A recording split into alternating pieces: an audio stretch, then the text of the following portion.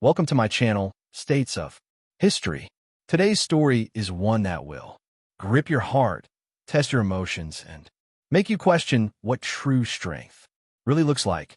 This is not just about the uniform or the rank. It's about resilience, dignity, and a courage that no humiliation could destroy. So, sit back, listen carefully, and let yourself be drawn into a story that shocked an entire base. She was known around the base as Second Lieutenant Emily Carter. Young, determined, and fresh out of officer candidate school, Emily had walked into the military world with a heart full of fire and the quiet strength of someone who had been underestimated her whole life. Her father had been a truck driver, her mother a nurse. They weren't a military family, and no one expected Emily to wear the uniform. But she had grown up watching documentaries about wars, hearing stories of those who fought for freedom, and she wanted to be among them. At 24, she earned her commission. Her uniform was pressed, her salute sharp, and her will unshakable. But not everyone respected her, especially not Colonel Briggs.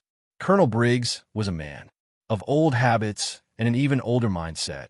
To him, the military wasn't a place for women, especially not young women in leadership positions. He hid his disdain behind orders and inspections, but every soldier on the base knew how he felt. He would nitpick Emily's reports, criticize her stance during drills, and roll his eyes whenever she spoke in briefings. Emily endured it. She knew respect was something earned slowly, not given overnight. She worked harder, stayed longer, and treated every soldier, no matter their rank, with dignity. Slowly, whispers began to spread that Lieutenant Carter was different, fair but tough, kind but strong, and perhaps that was what unsettled the colonel most. The breaking point came one afternoon in the officers' barracks. Emily had been summoned to Colonel Briggs' office. She expected another lecture about her lack of experience, but instead she found herself in a confrontation that would scar her memory forever. The colonel sneered at her as she stood at attention. "You think you belong here, Carter? You think putting on that uniform makes you one of us? You're a joke, and I'll show you just how much of a joke you are." Before Emily could react, Briggs grabbed her arm, dragged her toward the restroom, and shoved her inside. The few soldiers who witnessed it froze, torn between shock and fear of crossing a superior officer in an act so degrading it would stain the reputation of any man. The colonel forced her head down and dunked it into the toilet. Cold water rushed over her face. The sting of humiliation was worse than the choke of water in her lungs.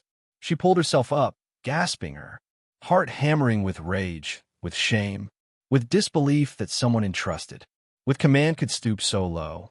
For a split second, she wanted to scream, to break down, to run. But instead, she stood up straight, water dripping from her hair, and locked eyes with him. Her voice didn't shake. "Colonel, you've just disgraced not me, but the uniform you wear, and every soldier under your command will remember this moment, not as my humiliation, but as your shame." She walked out. She didn't slam the door, didn't raise her voice. She walked out in silence, so pale but unbroken. Words spread across the base. Within hours, soldiers whispered about what had happened. Some were outraged, some were afraid, but all were stunned by Emily's composure. She hadn't retaliated with anger. She hadn't reported him immediately. She had walked out with her dignity intact, refusing to be dragged into the filth of his actions. That night, alone in her room, Emily wept quietly, not for herself, but for the idea that someone so dishonorable could hold command over men and women who deserve better. She prayed for strength, then sat down and wrote a detailed report, not of vengeance, but of truth.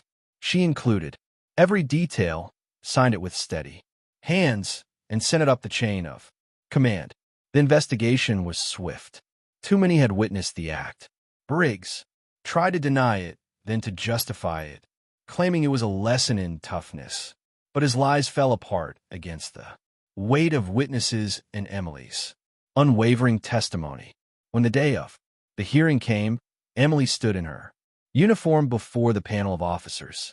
Briggs sat across from her, red-faced and seething. She didn't gloat, didn't sneer. She simply told the truth. Every word cut deeper than any insult because it revealed not just what had been done to her, but the kind of leader Briggs had always been. The panel ruled unanimously.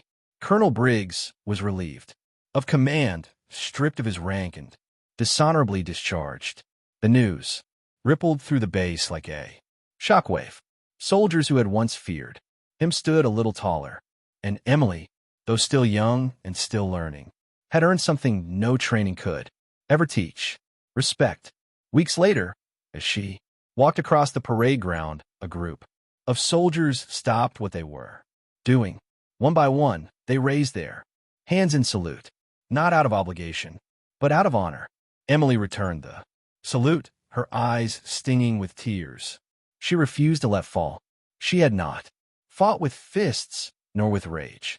She had fought with dignity, and in doing so, she had shown the entire base what true leadership looked like. Years later, Emily would go on to earn higher ranks, leading soldiers in difficult missions overseas. Her story became a quiet legend whispered among recruits. The day a young lieutenant stood unbroken against humiliation and turned it into a lesson of strength. Not many knew the details, but those who did never forgot. They said it wasn't the act itself that stunned the base. It was what she did after. She refused to be reduced by hatred. She refused to let humiliation define her. Instead, she held her head high and proved that respect cannot be taken away, only surrendered. And Emily Carter never surrendered. So when you hear this story, remember this: strength is not just about muscles, weapons, or shouting commands. Sometimes true strength is standing tall when someone tries to drag you down. Sometimes it's walking with dignity when others want to see you broken. And sometimes it's the courage to speak truth when silence would be easier. Emily's story is not just hers. It belongs to every soldier, every leader, and every person who has ever been underestimated. She proved that rank can be given, power can be abused, but honor, that is something you carry in your soul. And that is why her story will always be remembered. Thank you for watching this episode on States of History. If this story touched you, if it made you think, or if it reminded you of the kind of strength we should all strive for, don't forget to like, comment, and subscribe. Your support helps keep these powerful stories alive. And remember, history is not just written in battles. It's written in moments of courage like this.